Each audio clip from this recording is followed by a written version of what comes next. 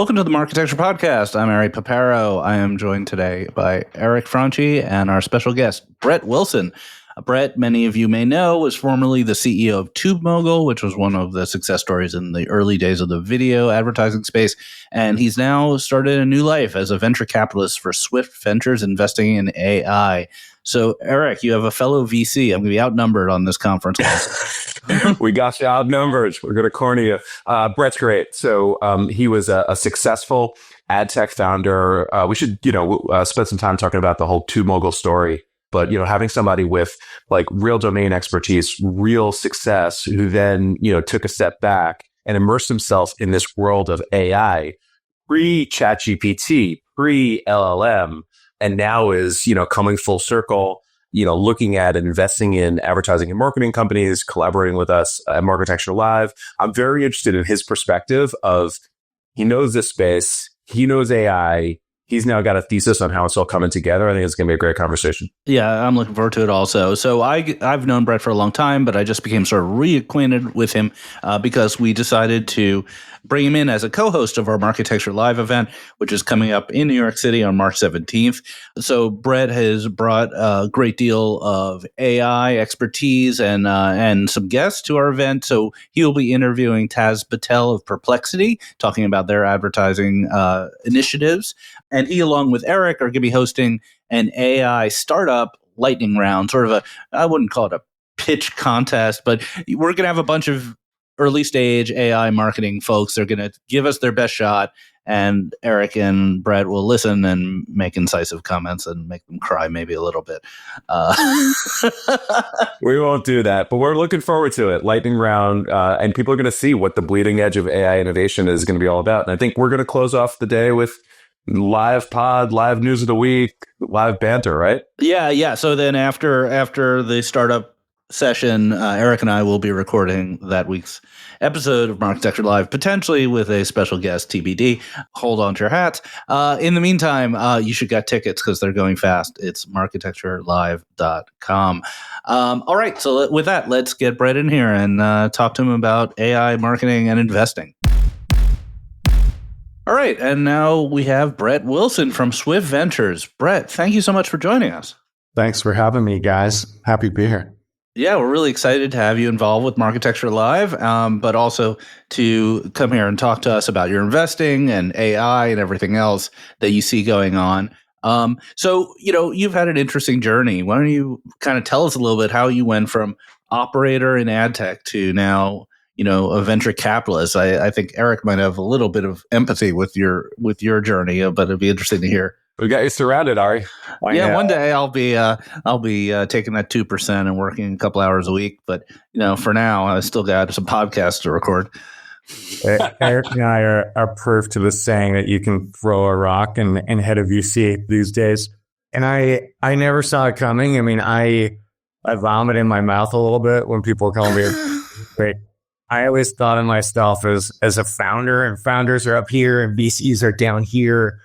And, I started this ad tech company called TubeMogul. A lot of people probably don't even know it now, but that was a 12-year adventure. And it was super fun and really proud of what we built. And we brought some transparency and automation to the industry. We built this killer culture, but it was also a slog. We started this company in 2007, 2008. So we're running around trying to raise venture capital in the midst of the Great Recession, if you remember what that was like. Ad tech comps were down. So we took this company public. On the 2 weeks of the IPO roadshow, our comps went down like 30%. Who were the comps back then, Brett? It was like Rocket Fuel and Tremor. And, on our roadshow, we heard this like 50 times, like, love you guys. I get that you're different, that you're software, but we've lost money on some combination of, rattle off your public ad tech company of the era. And if we want exposure to your sector, we'll just buy Google or Facebook. So we were a good company, but a bad public company. I think we had 8 beaten raises And more often than not, we'd beat and raise and the stock would go down. So Adobe ended up buying the company, rebranded our group as the Adobe Ad Cloud, and hundreds of TubeMogulers are still there, which is really cool. But at the end of that, I just didn't think my body could do it again. And meanwhile, and I'm curious how you got into this, Eric, but I was just beginning to invest in founders in kind of a philanthropic way, just help other people. Like, it's so crazy to start a company. And I was starting to do some boards. Like I joined the Tubi board and was just having a lot of fun, like helping the founders navigate the perils of kind of venture capital backed companies. And I wasn't sure what I wanted to do next. I had a year where I was kind of at home, like driving my wife nuts and rearranging closets and taking naps in the afternoon, but like making excuses because I was embarrassed when my kids would ask me about it. I proudly nap. I have no issues with that. Don't want to interrupt. So then you just strapped on the fleece blazer or and became like super VC? More or less. I mean, I partnered up with John. He was my co-founder at TubeMogul. He was the smart one. He built everything. And we had kind of a thesis that the tools that we all used to kind of deploy AI systems were immature. And this was 2020, like pre all the generative AI madness. So we started a small fund, and our marketing for that fund was hilarious. Like we basically told LPs, like, we've never done this. We don't think we'll lose your money. You know, we think our company building expertise is going to translate, but we're not sure. And so we moved in some of our best angel investments that we had made that were doing really well at cost, just to kind of give us the ability to get our sea legs and make sure we didn't lose people's money. And we bet on 30 companies, and we raised a fund too last year. So that's how I got into this. So what are you investing in? Is it all AI? Is it generative AI? Is it all advertising and marketing? What's the overlap there? Early stage AI companies, and I bucket that into like infrastructure companies, the tools that you need to deploy an AI system or manage your data. An example of a company in that category is Arise AI. This is a fun one because it was started by former TubeMogulers. But this company, they help you monitor your AI and ML models and troubleshoot. And that's always a problem that we had. We're doing robotics. So we back companies that build robots for everything from sanding and polishing to picking and packing. And then applied AI companies like B2B software companies that are challenging some vertical, solving some problem with a more AI-centric or data-centric approach. And we've done everything from health tech to property tech, and just did our first MarTech deal recently as well. There you go. So AI, we could think of it as a technology shift, and you walk through, some of these technology applications, and then we could think about it as a platform shift. Thanks to OpenAI launching ChatGPT a couple of years ago, basically that was a moment that started a new epoch and everything changed. How do you think about this platform shift, and where do you begin to think about what are the investable things in a world where people are going to be changing everything, changing how they search, changing how they shop, changing how they interact, with everything? I mean, in marketing, I've had kind of marketing ad tech PTSD. Yeah. Don't we all? I think all of the listeners of this podcast feel the same way. We're like therapy for them every week. Yeah, that's going to be our business model. Instead of selling ads, we'll have sponsored support groups in different towns. Brought to you by BetterHelp. Learn to control the things you can control. Sorry, interrupt, Trent. Your PTSD?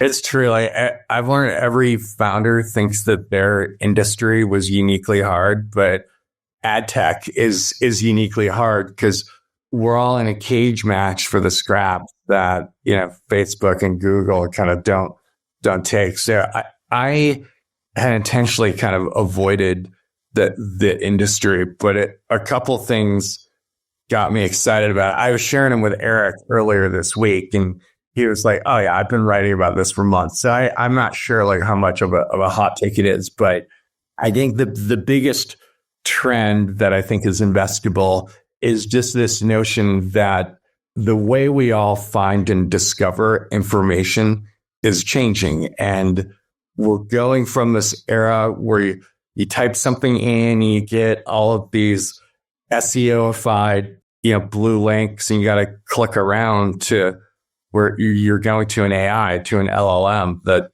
synthesizes everything for you. And so in this world where like an LLM becomes the primary interface for information in commerce, I think it may necessitate an entirely new ad tech stack and marketing stack. And already for me, like going to Google just feels a little stodgy. And you think about this world, like what could happen, and you could kind of see like the advertising surface area decreasing a little. Like today, digital advertising is primarily about driving people to a media property.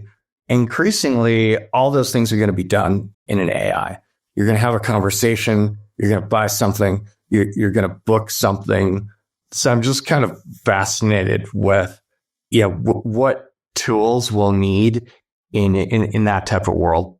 One thing I find a little mind-bending is that it may be kind of straightforward to think about what the opportunity right in front of you is the AI for creative, AI, like SEO for AI. There's a million companies doing that. Like, the technology side. Yeah, for sure. Right. But what if the technology, the consumer behavior just leapfrogs all that and you don't have creatives or you don't have search, right? What's the point of SEO for AI if there's no search, right? It seems like a very hazardous place to be investing. Yeah. I mean, AI in general is a hazardous place to be investing. Like we were investing kind of state-of-the-art machine learning companies, and a year later, companies were like, yeah, we don't do machine learning anymore. We have people that talk to the AIs. So I don't know about you, Eric, but we're definitely kind of investing in a disciplined way just because of all the shifting sands. But I think there's a lot of opportunities right now as well.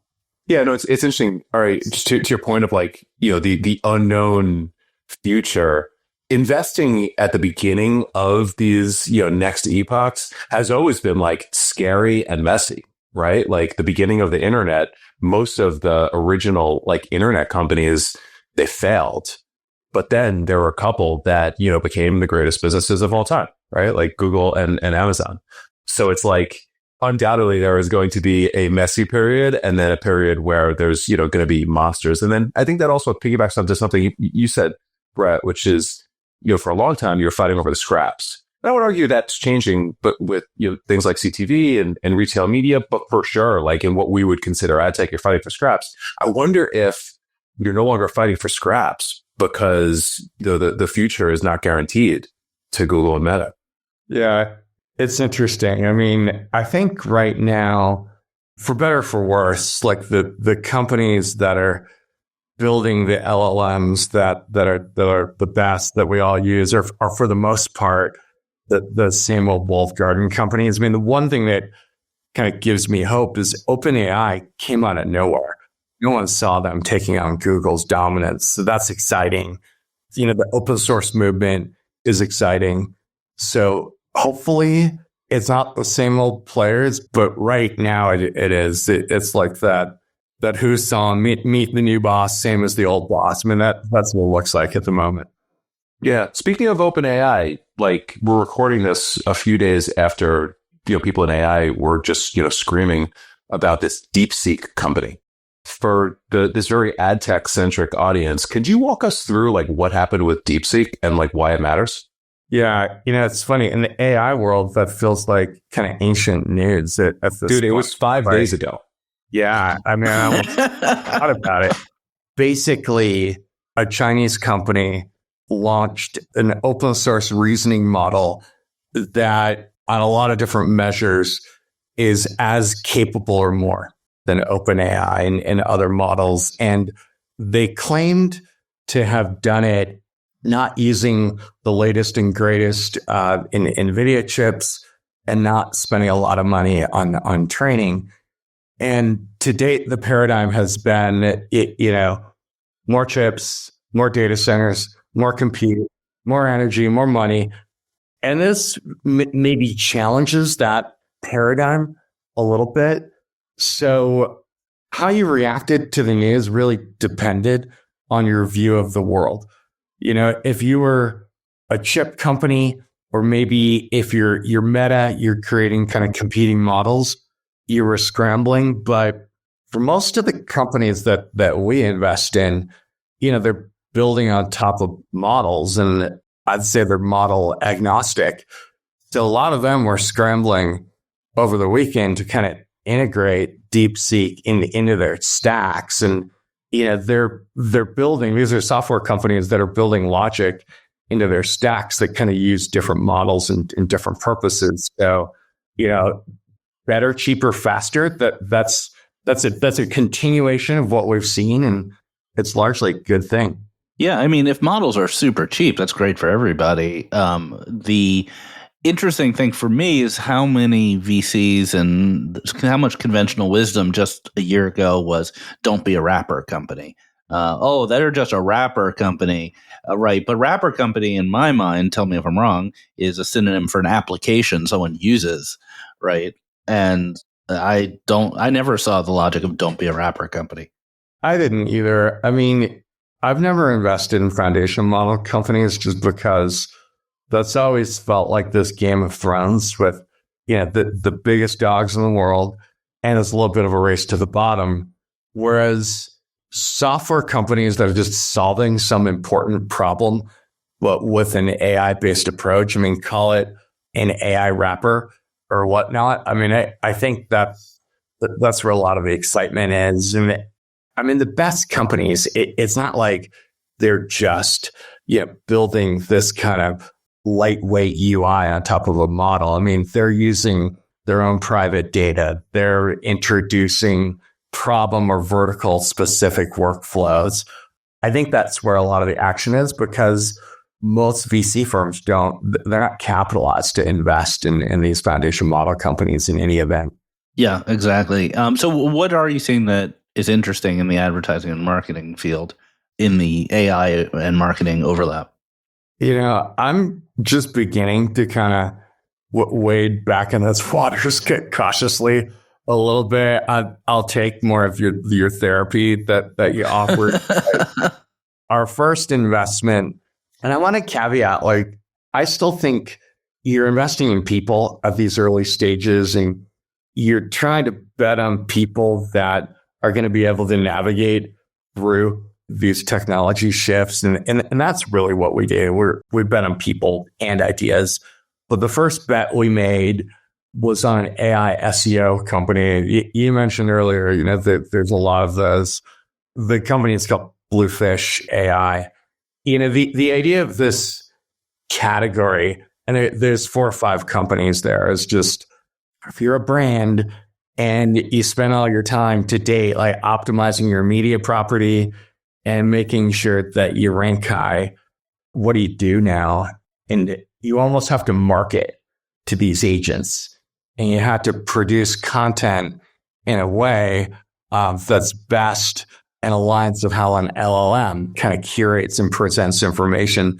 So these companies kind of do that. And Alex, the CEO of Bluefish, he had this great line. I'll attribute it to him. He said, marketing to agents is the new mobile optimized. And I thought that was so right on. So that's kind of the first investment we've made in the category. But as I look around at, you think about different parts of the stack, take analytics.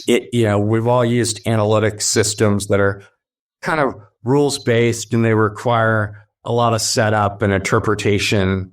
I think the AI native analytics a product, it's going to alert you proactively instead of you having to set up reports. And I think that goes for CDPs and personalization and so on and so forth. So that's part of why I'm coming to Marketecture Live.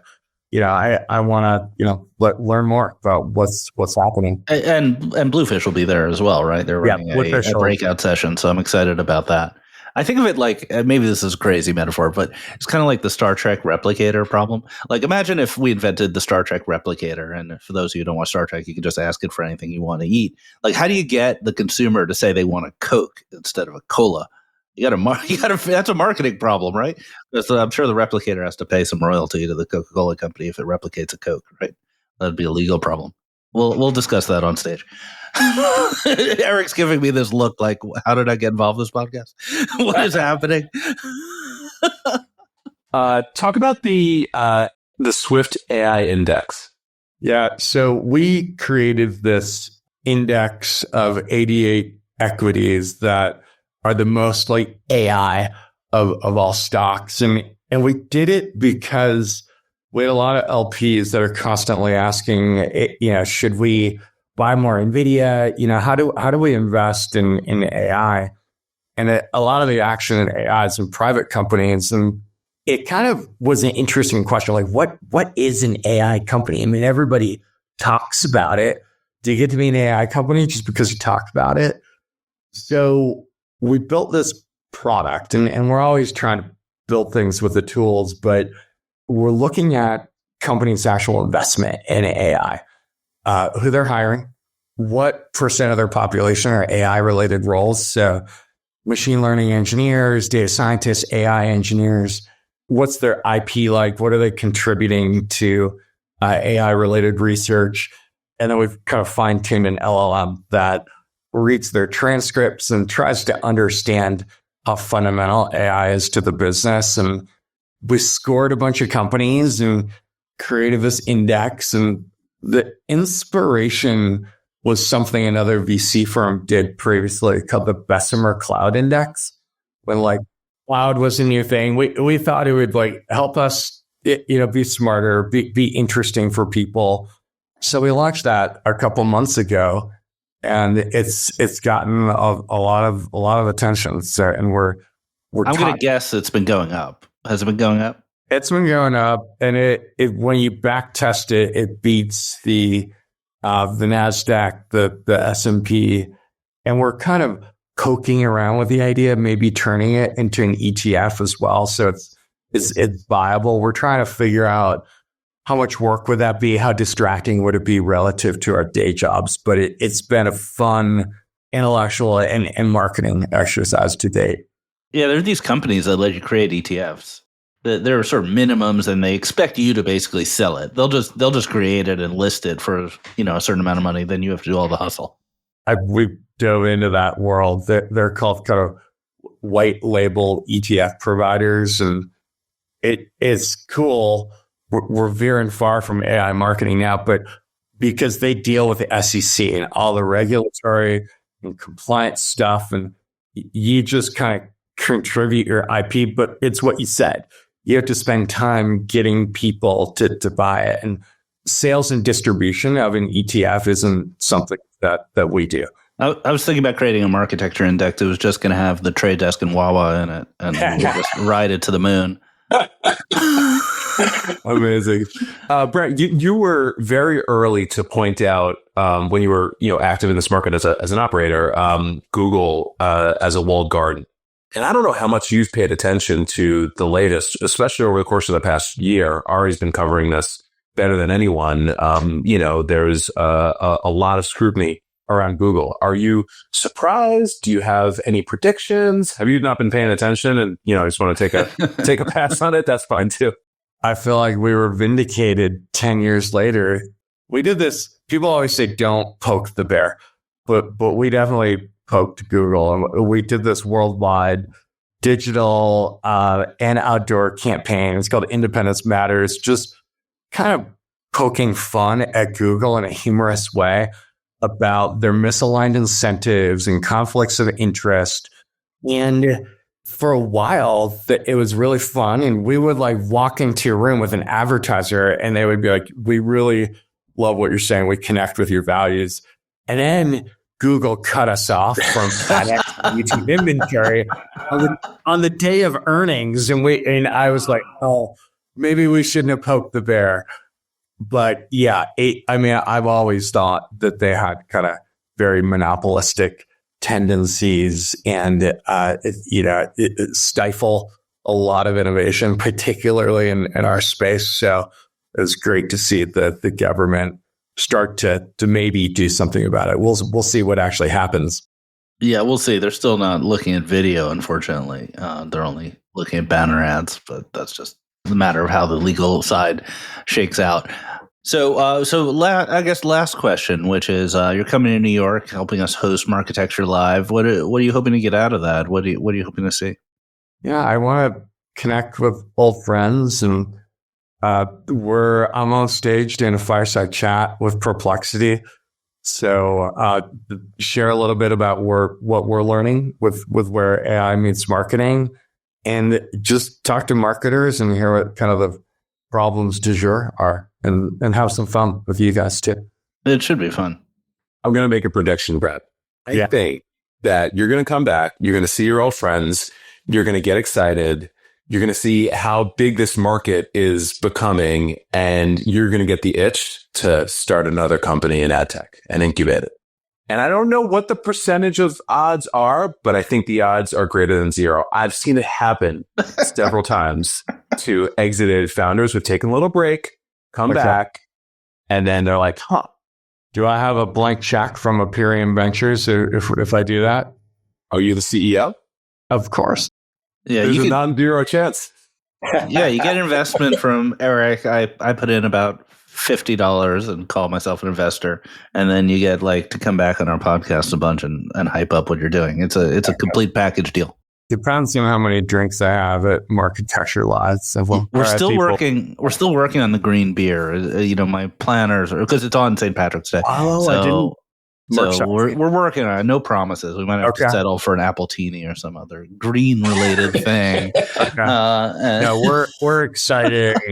Thank you for letting me be involved. So. Yeah, I'm really excited about it. All right, let's take a quick break and go through the news of the week. All right, we are back with the news of the week. We got a bunch to go over today. Nielsen is back in the news, or continuation of the news from last week. There's some wonky MMM stuff happening in the world that I think is super interesting. Meta earnings, some stuff didn't happen at IAB ALM, and we'll see if we can talk a little bit more about DeepSeek. So let's get into it. All right, Nielsen is going to stop selling panel-only data later this year, and they're only going to sell hybrid measurement with data from smart TV makers and other digital sources. Yeah, so I'm your measurement guy, you said last week. But the important point here is that this was widely misreported. So a lot of people posted on X and other places that Nielsen was abandoning its panel. That is not true. They're just not selling it separately. You can't buy panel-only ratings like you used to be able to. They're only selling the hybrid ratings. And I think that's natural because the panel ratings are becoming less relevant because of the math involved. You need to have a lot of people watching for the panel to get accurate ratings. Every year, fewer and fewer shows can get the accuracy that is needed. So they're kind of burning the boats and going for hybrid. Last week, we reported that hybrid got MRC certified. So I don't think this is nearly as big news as some people are making it. Is it disruptive, though, to the stale process of TV that runs on panel, or do people have enough time to figure this thing out, adapt, get their numbers at parity? Yeah, it's a good question. I'm not sure how different the panel only versus the hybrid numbers are going to be. Whenever the problem you have as a product person at a place like Nielsen, because I did that briefly, is that you may roll out something that's better, but the disruption, the discontinuity in the numbers is really a problem. People want everything to be super smooth, but you can't improve things and make them smooth. So I don't have an answer to your question, but it's an important question: is how will the transition for anyone who currently uses panel be? And that in the past has not been a great transition for Nielsen clients. Yeah. So I hope they work in a seamless way this time. Can you believe that people are still freaking talking about Nielsen 7 years later after you left ad tech? That's what I was about to say. It's like you're Rip Van Winkle, but you come back and nothing has changed. Like, we're in this digital world and we're still talking about this relic of panels. So yeah, it's sort of unbelievable. Well, you should solve it with AI. Exactly. There you go. There's your first idea, bud. All right, cool. Let's move on. Google launched Meridian. What is Meridian? Meridian is an open sourced MMM solution, media mix modeling. It's downloadable on GitHub. It's got a partner program of, agencies and performance agencies. So it incorporates incrementality experiments, reach and frequency analysis, media data. I was including media data. And this got, I think, some people talking because it's an open source, aka no cost project that does what companies charge thousands of dollars to do.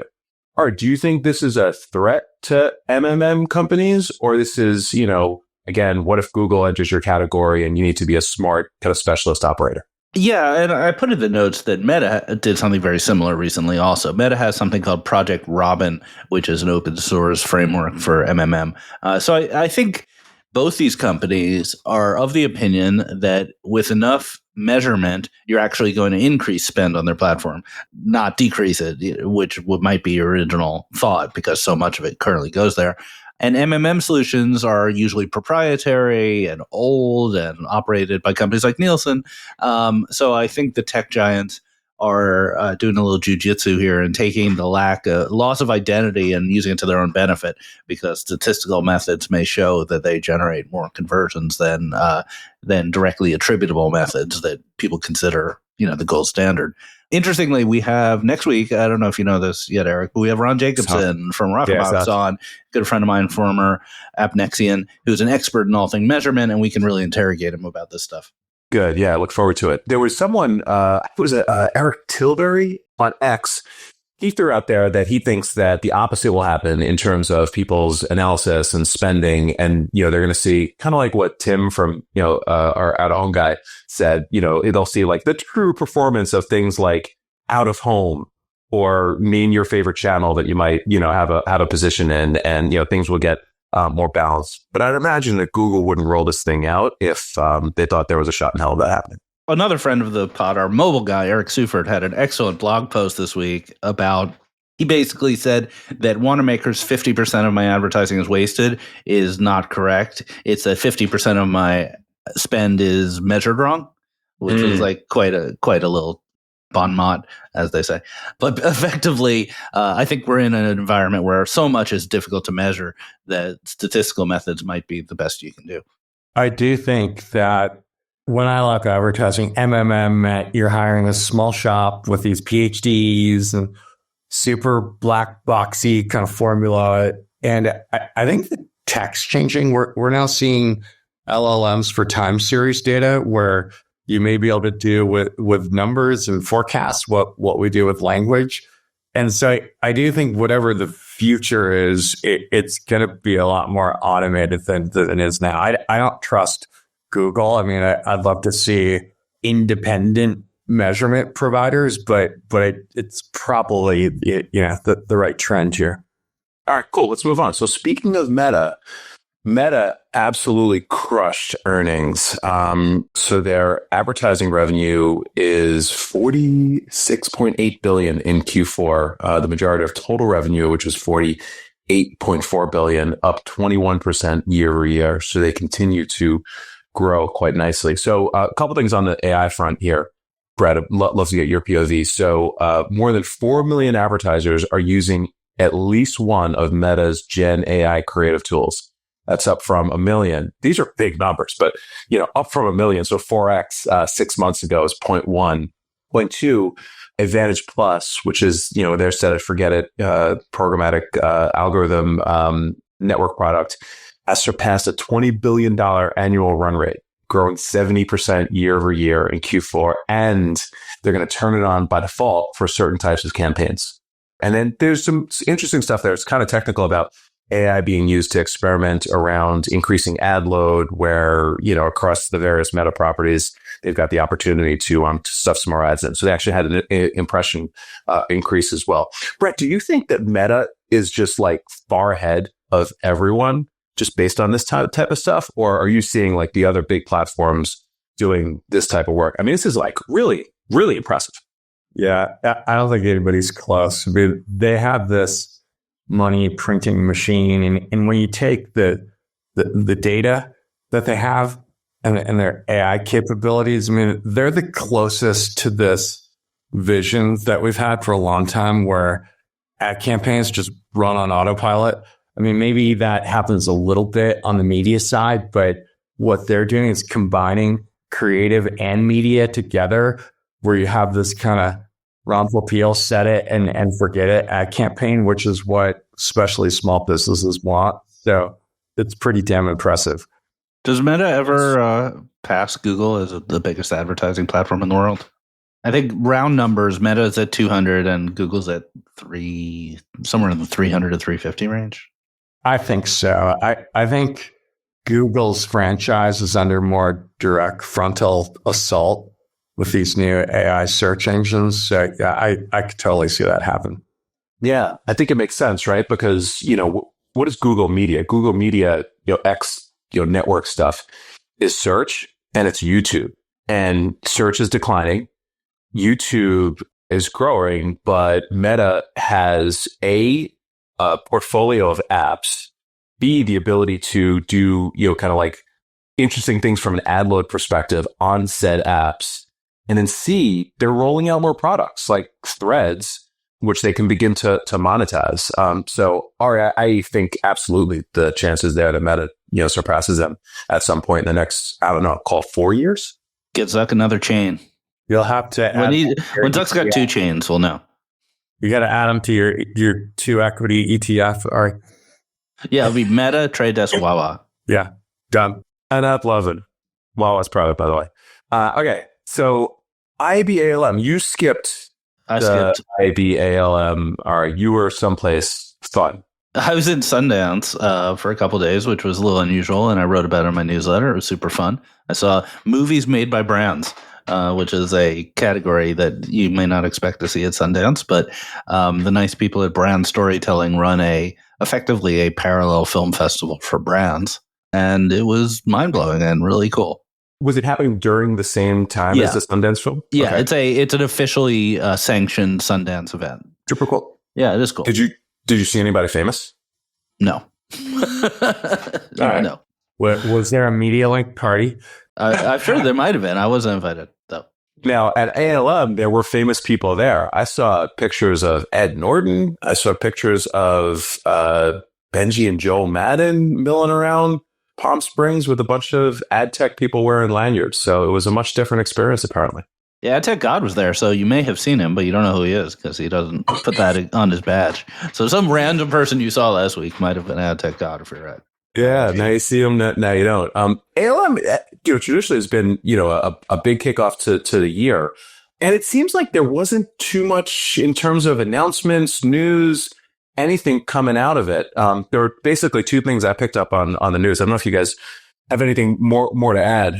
So first thing is there was, I guess, a discussion with Google around cookie, the cookies going away or the process for that. And they basically said nothing. They said that it will be a one-time global user prompt, somewhat like we saw with Apple when they rolled that out. And the industry will have, quote unquote, months of notice. So literally they said nothing.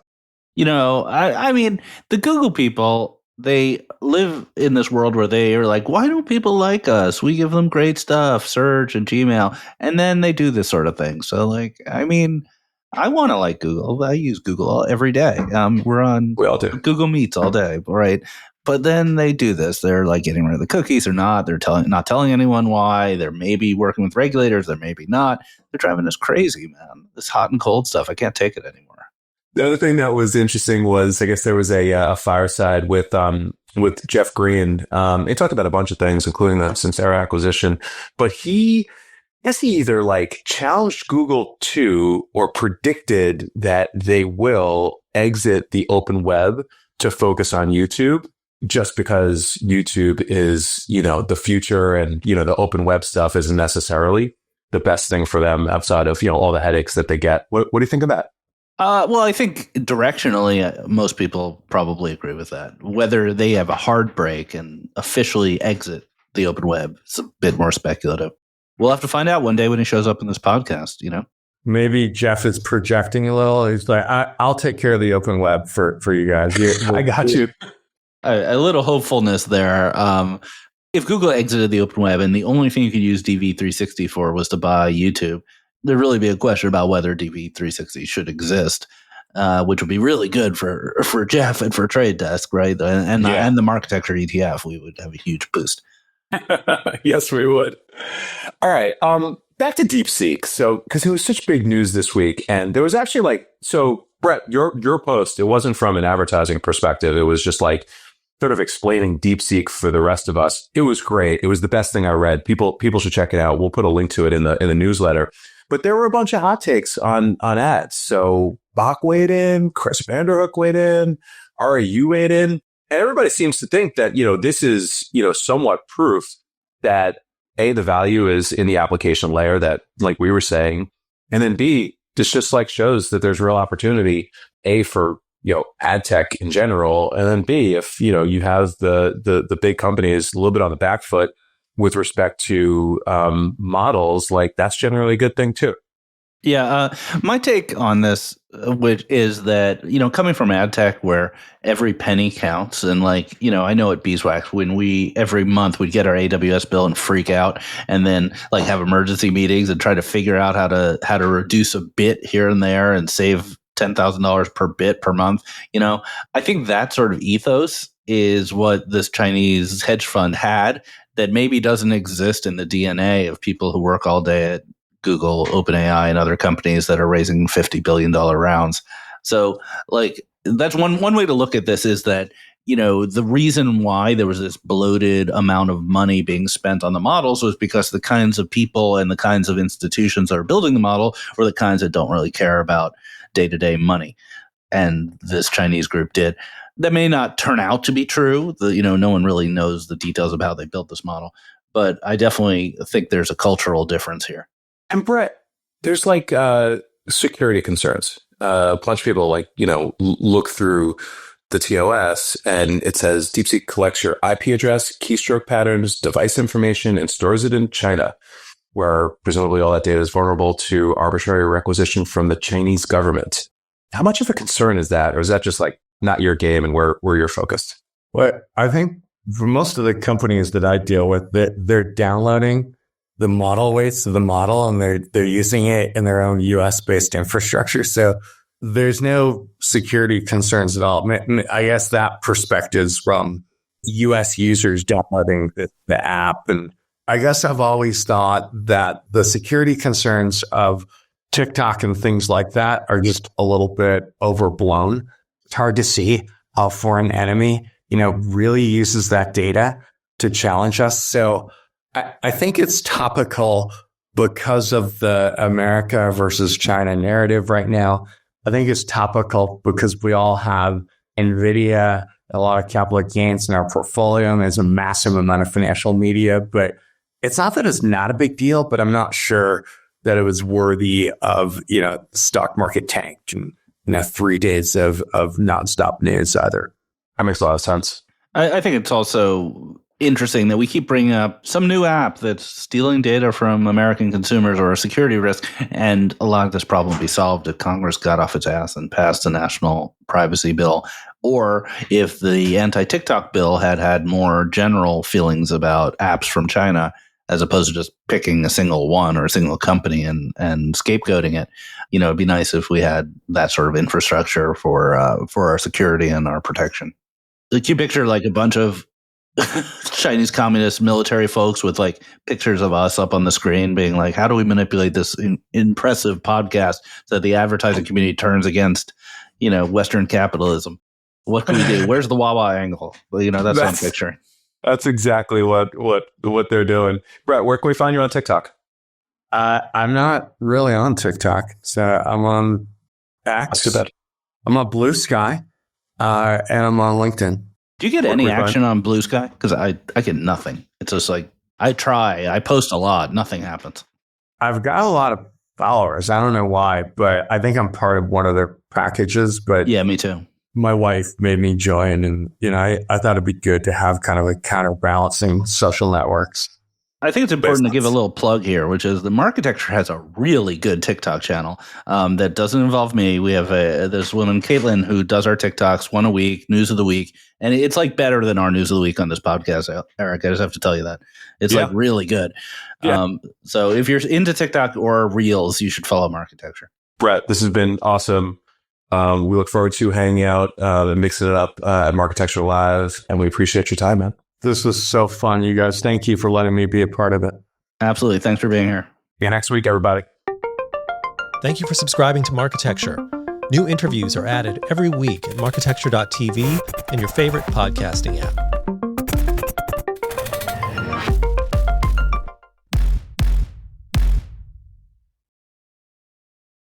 Thank you for listening to the Marketecture podcast. New episodes come out every Friday, and an insightful vendor interview is published each Monday.